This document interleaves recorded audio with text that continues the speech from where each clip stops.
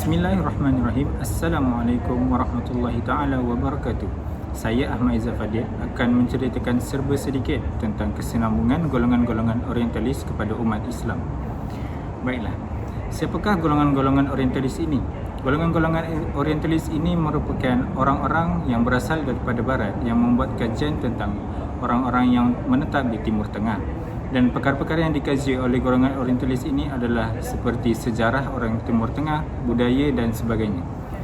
Baiklah, golongan orientalis ini boleh dikategorikan kepada dua, iaitu tetapi ia bukan kategori yang spesifik, namun kita boleh kategorikan dia sebagai seorang umat Islam, iaitu yang pertama, seorang golongan orientalis yang jujur dalam membuat kajian mereka, dan juga seorang yang tidak tulus dan jujur di dalam kajian mereka. Dalam erti kata lain, kita boleh menggelar mereka seperti jarum yang halus dalam meracuni umat-umat Islam.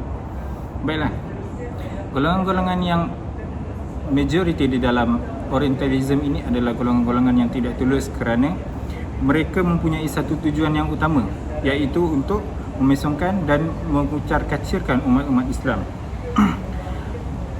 Bagi mencapai matlamat-matlamat golongan orientalis ini, mereka sanggup melakukan apa cara sahaja untuk menyemai benih-benih keraguan di dalam hati dan kepercayaan umat-umat Islam.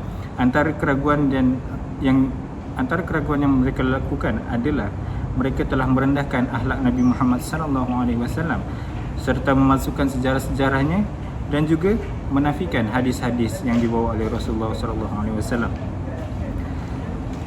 Mereka juga telah menuduh ajaran Islam yang dibawa oleh Nabi kita dari ajaran agama yang terdahulu dan yang lain-lain.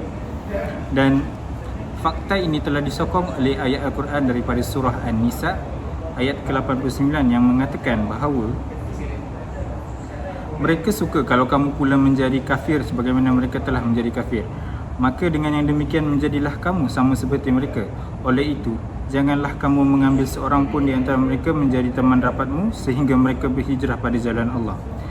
Ayat ini telah menunjukkan bahawasanya terdapat orang-orang yang menjadi musuh di dalam selimut, ataupun orang-orang yang berniat buruk seperti udang di sebalik batu. Baiklah, mari kita tengok apakah gerakan-gerakan yang dibuat oleh golongan orientalis ini. Antara gerakan yang golongan orientalis ini bawa adalah penyelewengan kepada hadis Nabi Rasulullah SAW. Seperti tiga orang tokoh yang berada di dalam golongan orientalis ini, seperti G.Well, W.Muin dan R.P.A.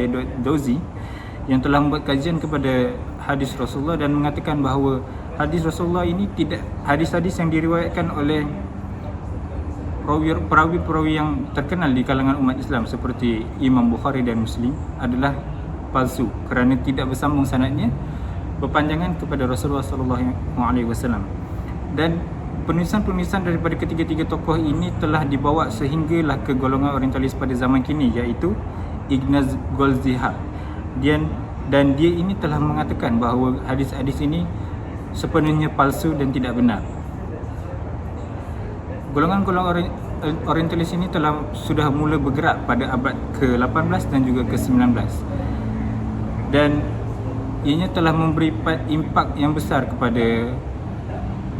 besar bermula pada zaman kerajaan Turki Uthmaniyah yang mula bergolak dan wujudnya perbezaan pendapat dan ketidaksefahaman di dalam masyarakat Islam pada masa itu.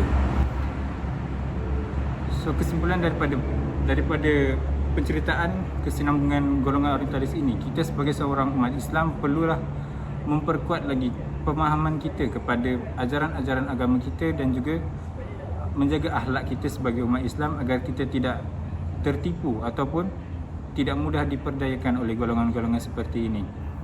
Cintailah agama kita dan Rasul kita. Assalamualaikum warahmatullahi wabarakatuh.